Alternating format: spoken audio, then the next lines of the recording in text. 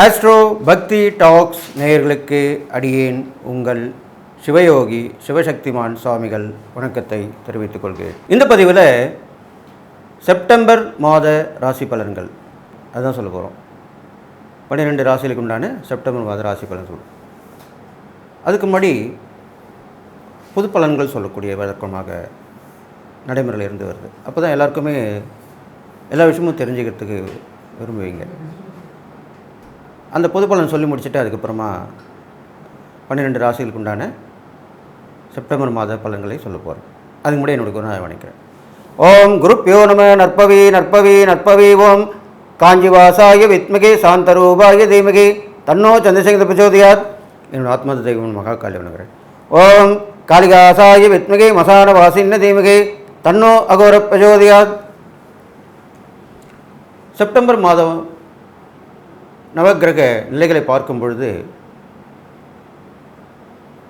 ரிஷபத்தில் குரு இருக்கார், மிதுனத்தில் செவ்வாய் இருக்காங்க, கடகத்தில் சந்திரன், சிம்மத்தில் சூரியனும் புதனும் இருக்காங்க, கன்னியில் கேதுவும் சுக்கிரனும், கும்பத்தில் சனி வக்ரமாக இருக்கார், மீனத்தில் ராகு இருக்காங்க. இந்த வகையில் பார்க்கும் பொழுது செவ்வாய் மாறி இருக்கு. குருவுடன் சேர்ந்த செவ்வாய் மிதுன ராசிக்கு மாறி இருக்கு. அதே போல் சூரியனோட புதனும் கேதுவோட சுக்கிரனும் இணைஞ்சிருக்கு. இதை வைத்து பார்க்கும் பொழுது இந்த காலகட்டங்களிலே நல்லதும் நடக்கும், கெட்டதும் நடக்கும். இரண்டுமே சரிசமமாக இருக்கும். அப்படிப்பட்ட மாதமாக தான் இந்த செப்டம்பர் மாதம் விளங்க போகுது. பெரும்பாலும் செப்டம்பர் மாதத்தில் நிறைய இயற்கை சீற்றங்கள், அழிவுகள் எல்லாமே ஏற்பட்டிருக்கு. இது பின்னோக்கி பார்க்குறவங்களுக்கு கண்டிப்பாக தெரியும். அந்த வகையில் இப்போ பார்க்கும் பொழுது அந்த செவ்வாயாகப்பட்ட நெருப்புக்கோள், சூரியனும் நெருப்புக்கோள் தான் சொல்லுவாங்க, செவ்வாயும் நெருப்புக்கோள் தான் சொல்லுவாங்க. அந்த செவ்வாய் காற்று ராசி என்று சொல்லக்கூடிய மிதுன ராசியிலே இருக்கிறார். அப்படி பார்க்கும் பொழுது நெருப்புக்கு என்ன, காற்று இருந்தால் இன்னும் அதிகமாக நெருப்பு வீசப்படும். இப்போ நெருப்பு அணைஞ்சு போச்சுன்னா நெருப்பு அணைகிற மாதிரி என்ன பண்ணுறோம், நம்ம காற்று உண்டாக்கி அதை எரிய வைக்கிறோம். ஓமத்தில் பல வகை நெருப்பு நடக்கக்கூடிய விஷயங்கள்லாம் பார்த்துருப்போம். அடுப்பு பற்ற வைக்கும்போது அந்த காலத்தில் கரிய அடுப்பு தான் இருந்தது. அந்த வகையிலே இப்பொழுது தீயால் ஏற்படும் கண்டங்கள் அதிகமாக இருக்கும். காற்றால் ஏற்படக்கூடிய புயல், மழை, வெள்ளம், தீயால் ஏற்படக்கூடிய கண்டங்கள், தீ விபத்துக்கள் இதெல்லாமே அதிகமாக நடக்க போகுது. அது இல்லாமல் சூரியனும் புதனும் சேர்ந்து யோகத்தை கொடுக்குறாங்க. அதுவும் கடகத்தில் இருக்குது. அது நல்ல விஷயந்தான். அப்போது இதனால் வரைக்கும் இருந்த ஒன்றுமே நம்மளுக்கு வேணாம், நம்ம வரைக்கும் அந்த வம்பு அப்படின்னு இருந்த ஒரு ஆன்மீக பெரியோர்கள், அறிவு சார்ந்தவர்கள், சான்றோர்கள் எல்லாருமே இப்போ முன்னுக்கு வருவாங்க. ஏன்னா நாட்டில் கொலை, கொள்ளை, கற்பழிப்பு நிறைய பெருகிடுச்சு. இப்போ சமீப காலமாக பார்த்திங்கன்னா நிறைய பெண்கள் தான் பாதிக்கப்படுறாங்க. இளம் பெண்கள், சிறுமிகள்லேருந்து இளம் பெண்கள்லேருந்து வயதான மூதாட்டிகள் கூட பாதிக்கப்படுறாங்க. அதனால் இதனால் இது எதனால் ஏற்படுகிறது என்று பார்த்தால், நான் முன்னமே சொல்லியிருந்தேன், சுக்கிரன் நீசப்பட்டு கேதுவோடு சேர்ந்திருக்கிறார். கேதுவோடு சேர்ந்து ராகுவால் பார்க்கப்படுகிறார். இது பாரி இருக்கும்பொழுது சுக்கிரனுடைய தன்மை தான் இந்த சம்மந்தப்பட்ட பெண்கள் சம்மந்தப்பட்ட விஷயங்கள், பெண்களுக்கு பாதிப்பு ஏற்படக்கூடிய விஷயங்கள் எல்லாமே அது கேது கூட இருக்கிறனால அது கெடுத்துக்கொண்டே தான் இருப்பார். அப்போது இந்த காலகட்டங்களிலே நிறைய கற்பழிப்புகள் ஏற்படும். பெண்கள் பாதிக்கப்படுவார்கள். பெண்களாலேயே நிறைய பிரச்சனைகள் வரும். களவு, பொருட்கள் இதனால் கூட பாதிப்பு இல்லாமல் பெண்கள் மாது சூது சொல்கிறோம் இல்லையா, அதில் அந்த மாது அப்படின்ற பெண் வகையிலேயே பிரச்சனைகள் கண்டிப்பாக வரும். இது உள்ளூர், வெளிநாடு எல்லா இடத்துலையுமே நடக்கும். வெளியூர், வெளிநாடு இது மாதிரி எல்லாமே நம்ம கேட்டுன்னு தான் இருக்க போகிறோம். இப்போ கேட்டு தான் இருக்கோம், இன்னும் அதிகமாக தான் ஆக போகுது. இந்த காலகட்டங்கள் அப்படி தான் இருக்க போகுது. அப்போது என்ன பண்ணணும், அறிவு சார்ந்த பெரியவர்கள் இதுக்கு வந்து ஒரு தீர்வு கொடுக்கணும், அரசாங்கம் தீர்வு கொடுக்கணும், நீதிமன்றம் இதுக்கு தாமாக முன்வந்து விசாரித்து தீர்ப்பு வழங்கணும், நல்ல தீர்ப்பு வழங்கணும், சட்ட திருத்தங்கள் கண்டிப்பாக வேண்டும். அப்பொழுது தான் பாதிக்கப்படும் பெண்களுடைய இந்த அவலநிலை மாறும். இது பொதுவான கருத்தாக சொல்லப்பட்டிருக்கு. மக்கள் இப்படி தான் விரும்புகிறாங்க, எதிர்பார்க்குறாங்க. அதைத்தான் நான் சொல்லியிருக்கேன். அப்போது இது மாதிரி இந்த பொது பலனில் நடக்க போகுது. இது இல்லாமல் அந்த சனியாகப்பட்டவர் வற்றிருக்கிறனாலையும் அவருடைய விஷயம் அதிகமாக இருக்கிறனாலையும் காற்று சம்மந்தப்பட்டது, நீர் சம்மந்தப்பட்டது இதெல்லாமே கூட நிறைய வரத்துக்கு வாய்ப்பு. கடல் நீர் உள்வாங்கினாலும் என்ன, அந்த மாதிரி ஒரு சுனாமி, ஏற்கனவே சுனாமி வரும்போது இந்த மாதிரி தான் உள்வாங்குச்சு. நிலநடுக்கம், சுனாமி போன்ற ஆபத்துகள் ஏற்படக்கூடிய அமைப்பாக தான் இந்த மாதிரி இருக்க போகிறது. நிலச்சரிவுகள் மீண்டும் ஏற்பட போகும். வெள்ளம் வந்துட்டால் நிலச்சரிவு ஏற்படும். ஆகக்கூடிய இயற்கை சீற்றங்கள், அழிவுகள் ஏற்பட போகிறது. எதுக்கு நம்ம தயார்படுத்திக்கணும், முன்னெச்சரிக்கையாக இருக்கணும். அது இல்லாமல் எல்லோட ஒற்றுமையாக இருக்கணும். ஒருத்தர் விமர்சனம் செய்யக்கூடாது. நல்லது மட்டும் செயல்படுத்தணும், நல்லவங்களோட பழகணும். தீய நட்பு கண்டிப்பாக கேடை விளைவிக்கும். நம்ம தீய நட்போடு இருந்தோம்னா அவங்க மாட்டிக்கும் போது நம்மளும் தான் மாட்டிப்போம். அங்கே விசாரணையில் வரும்போது அவரோட யார் இருந்தாங்கலாம் பார்ப்பாங்க. பார்த்தா இப்போ நீங்கள் ஒன்றுமே பண்ணியிருக்க மாட்டீங்க, இருந்தாலும் நீங்களும் அந்த வம்பிலை மாட்டிக்கொண்டு சிறை செல்ல நேரிடும். அதனால் தீய நட்பை அறவே விளக்குவது நல்லது அப்படின்னு சொல்லிட்டு, இதனால் ஏற்படக்கூடிய பாதிப்புகளுக்கு அம்மன் வழிபாடு ரொம்ப சிறந்ததாக சொல்லப்பட்டிருக்கு. உக்கிரமான தெய்வங்கள் அம்மன் வழிபாடு, அங்காள பரமேஸ்வரி, வாராகி அம்மன், காளி. பெரும்பாலும் காளி வழிபடுறது ரொம்ப விசேஷம். இந்த நாளில் காளியை வழிபட்டால் எல்லோரும் மக்கள் ஒன்று சேர்ந்து காளிக்கு வழிபாடு நடத்தி அந்த காளிக்கு தேவையான விரத முறைகள், நடைமுறைகள், காளிக்கு தேவையான நெய்வேத்தியம் செய்து அவளுக்கு கொண்டாடி மகிழ்ந்தால் இந்த பிரச்சனையிலிருந்து வெளியே வரலாம். அப்போது பெண்களுடைய கை ஓங்கி வரும், ஆண்களுடைய இது மட்டுப்படும். காளி ஒருத்தியால் மட்டும்தான் முடியும். இது நான் காளி உபாசகர்களால் சொல்ல முடியும். அப்பேற்பட்ட சிவனையே தன்னுடைய காலில் போட்டு மிதித்து தன்னுடைய கோபத்தை நிலைநாட்டியவள் காளி. அப்போது இப்போ ஏற்பட்டிருந்த பிரச்சனைக்கு காளிதை வழிபாடு ரொம்ப உகந்துன்னு சொல்லி இந்த பொது பலன்களை இத்துடன் நிறைவு செய்து அடுத்ததாக 12 ராசிகளுடைய பலனை இப்போ பார்க்க போகிறோம். 12 ராசிகளுக்கு உண்டான செப்டம்பர் மாத ராசி பலன் தான் பார்க்குறோம். அந்த வகையில் இப்போது மேசராசிக்கு சொல்ல போகிறோம். மேசராசி நேயர்களுக்கு பார்த்திங்கனாக்கா குரு நல்லா தான் இருக்கார். 2ஆம் இடத்துல குரு இருக்கார், 3ஆம் இடத்துல செவ்வாய், 4ஆம் இடத்துல சந்திரன், 5ஆம் இடத்துல சூரியன் புதன், 6ஆம் இடத்துல கேது சுக்கிரன், 11ஆம் இடத்துல சனி, 12ஆம் இடத்துல ராகு. இப்படி தான் இருக்குது கிரகங்களுடைய நிலவரங்கள்.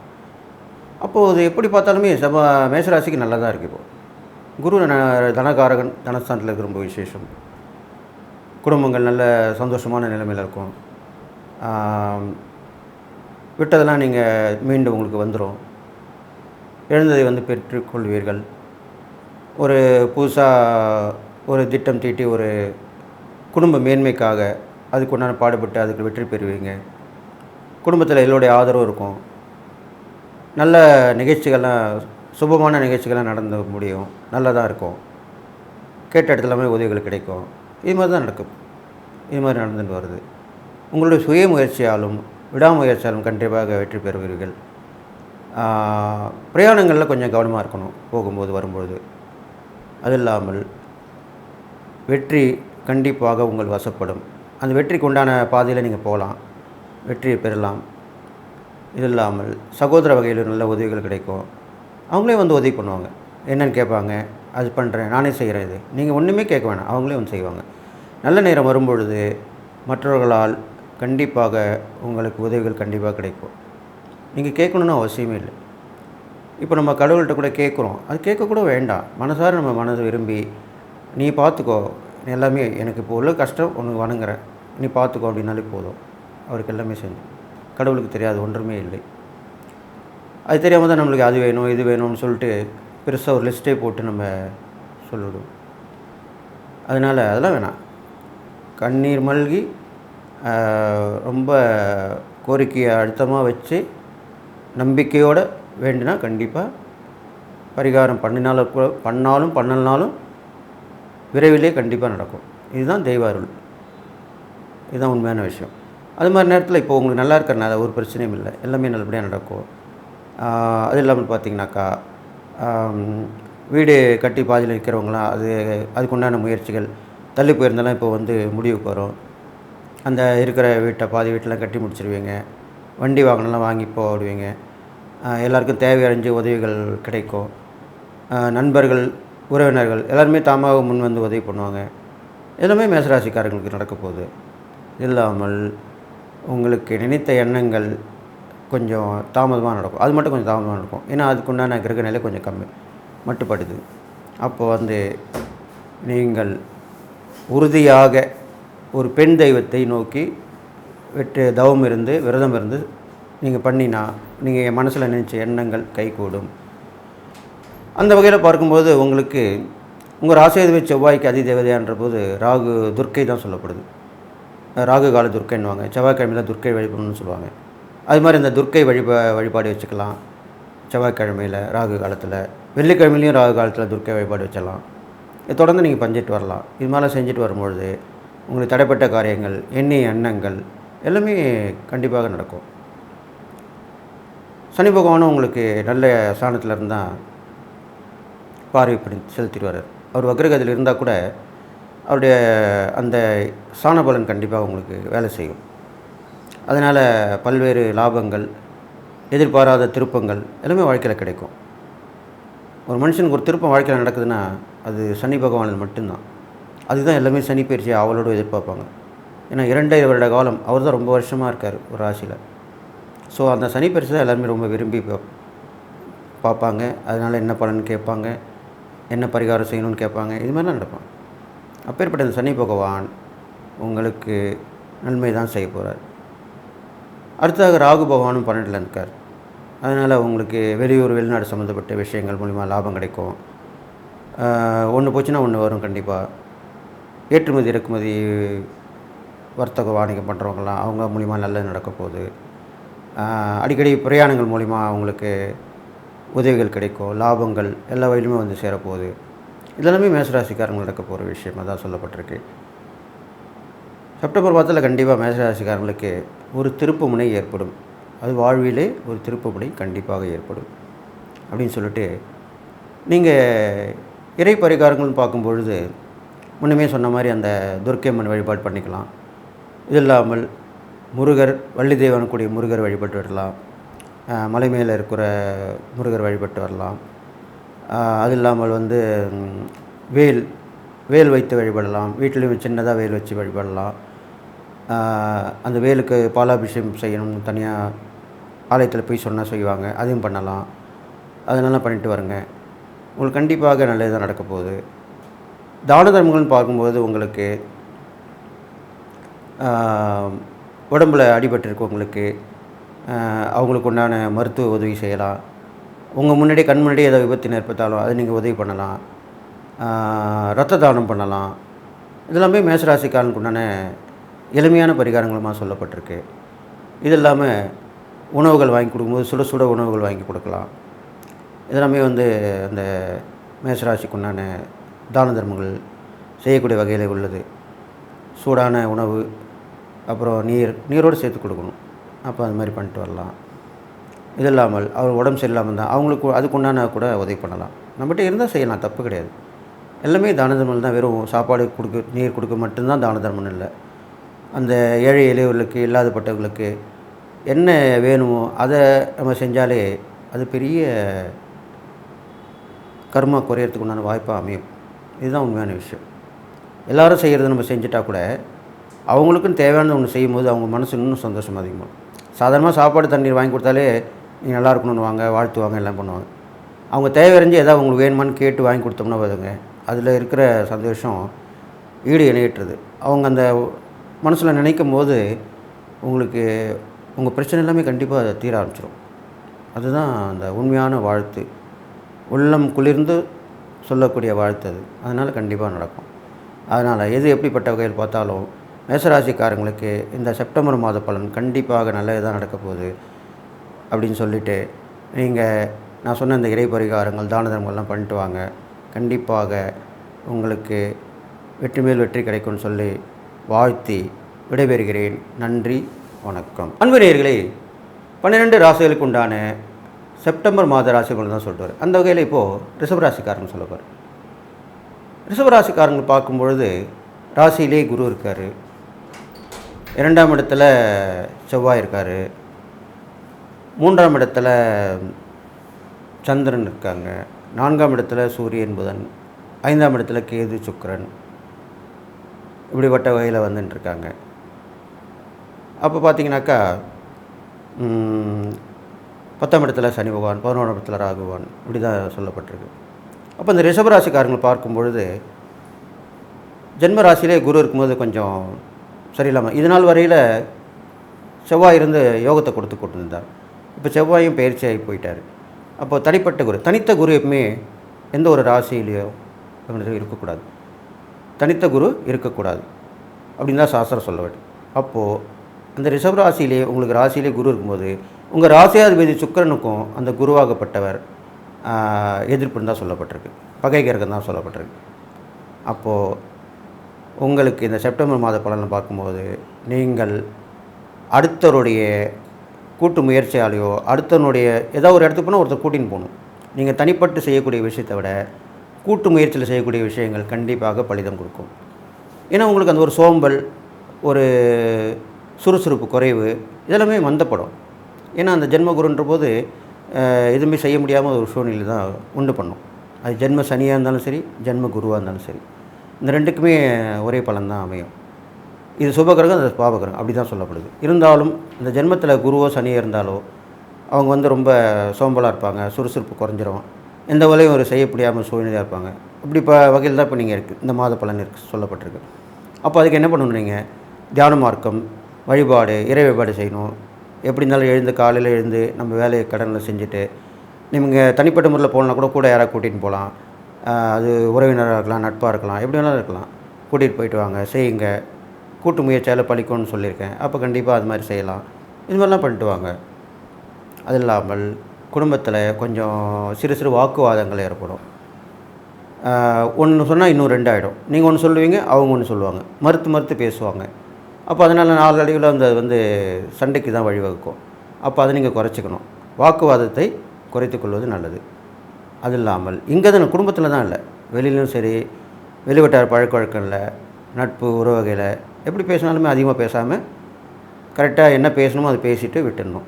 இது மாதிரி பண்ணிட்டு வாங்க. இல்லாமல் உங்களுக்கு உறவு முறையிலும் கொஞ்சம் பிரச்சனை வரதுக்கு வாய்ப்பு இருக்குது. ஆணாக இருந்தாலும் பெண்ணாக இருந்தாலும் அவங்களுடைய இன்னெலாம் சொல்கிறோம் இல்லையா, மாமனார் மாமியார் வழி உறவுகள், மனைவி வழி உறவு, கணவன் வழி உறவு, அவங்க மூலிமா சில கருத்து வேறுபாடுகள், அவங்க ஒன்று சொல்லியிருப்பாங்க, நீங்கள் செஞ்சுருக்க மாட்டீங்க, இல்லை நீங்கள் ஒன்று கேட்டிருப்பீங்க, அவங்க கொடுத்துருக்க மாட்டாங்க, செஞ்சுருக்க மாட்டாங்க. அதனால் மனஸ்தாபங்கள் ஏற்படும். இதனால் இந்த மாதிரி வகையிலையும் கொஞ்சம் வரத்துக்கு வாய்ப்புகள் இருக்குது. அடிக்கடி பயணங்கள் வேறு ஏற்பட்டுக்கிட்டே இருக்கும். அது நெடுந்தூர பயணத்தை விட குறுகிய தூர பயணங்களாக தான் அமைஞ்சிரும். பக்கத்தில் போயிட்டு வர மாதிரி இருக்கும். அப்படி தான் இருக்கும்.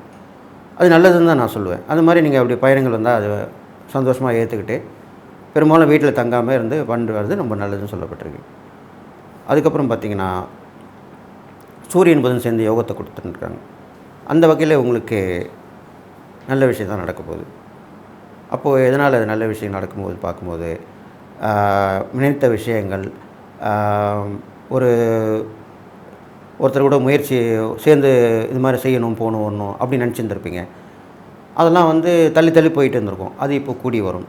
அவரே உதவி பண்ணுவார். நீங்கள் முன்னாடி சொன்னீங்களே, ஞாபகம் இருக்கா? ஆமாம் சொன்னேன். அது இப்போ நம்ம சேர்ந்து பண்ணலாம், எனக்கு அதுக்கு உண்டான வாய்ப்பு வந்திருக்கு. அவருக்கு தான் அந்த வாய்ப்பு வரும். அப்போ வாய்ப்பு வரும்போது அதை நீங்கள் பயன்படுத்திக்கணும். அதுதான் புத்திசாலித்தனம். அப்போ அதனோட சேர்ந்து நீங்கள் பண்ணலாம். இடம் வாங்கி போடலாம்.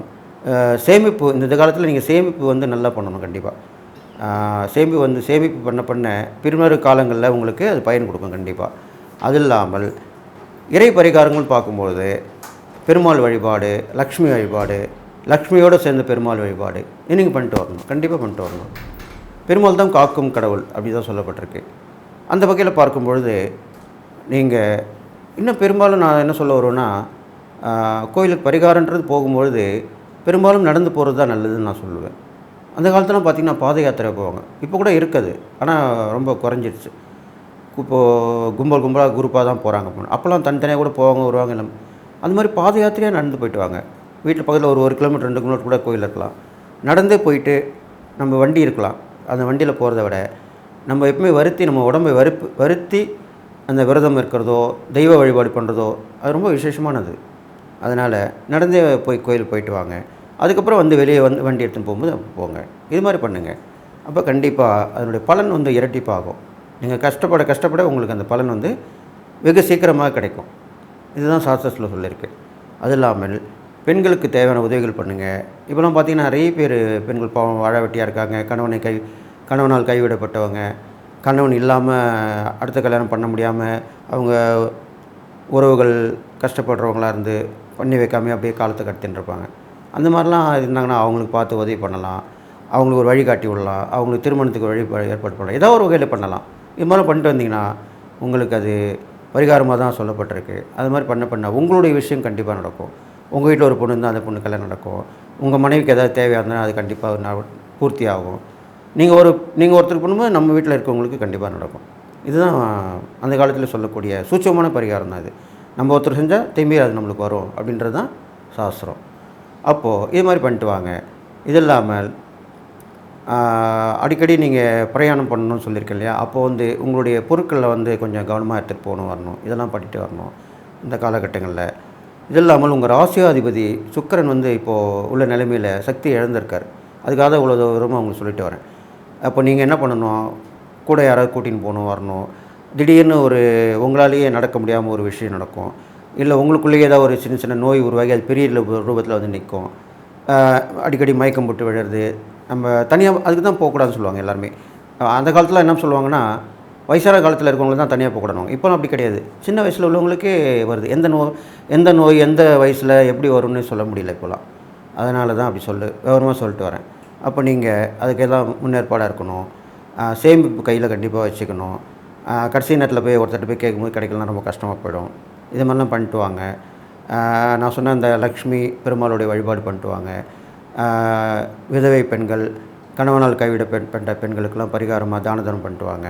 அவங்களுக்கு தேவை அறிஞ்சு இது மாதிரி பூர்த்தி பண்ணிட்டு வாங்க. இதெல்லாம் செஞ்சுட்டு வந்தீங்கனாலே கண்டிப்பாக உங்களுக்கு அந்த கர்மா குறைந்து இறை வழிபாடால் அந்த இறைவனோட அருள் கிடைச்சி இந்த செப்டம்பர் மாத பலனை கண்டிப்பாக கடந்து வந்துடுவீங்க. இது இல்லாமல் உங்களுக்கு அடிக்கடி நீங்கள் இந்த ரிஷபராசியில் பிறந்திருக்கனால சுக்கிரனுடைய அம்சம். அதனால் என்ன பண்ணணும்? சுமங்கலிங்கள் நிறைய இருப்பாங்க. வயசில் மூத்தவங்ககிட்ட நீங்கள் ஆசீர்வாதம் வைக்கணும். உங்களோட வயசில் சின்னவங்களாக இருந்தால் அவங்களுக்கு உதவி ஒத்தாசை பண்ணணும். கன்னி பெண்களாக இருந்தால் அவங்களுக்கு தேவையான அளவு நீங்கள் கண்டிப்பாக கொடுத்து வரணும். இது மாதிரிலாம் பண்ணிட்டு வந்தீங்கன்னா கண்டிப்பாக இந்த செப்டம்பர் மாத பலன் உங்களுக்கு நன்மை தான் செய்ய போகுது. எல்லா நாளும் போய்ட்டு வாழணும்னு சொல்லி வாழ்த்தி விடைபெறுகிறேன். நன்றி, வணக்கம்.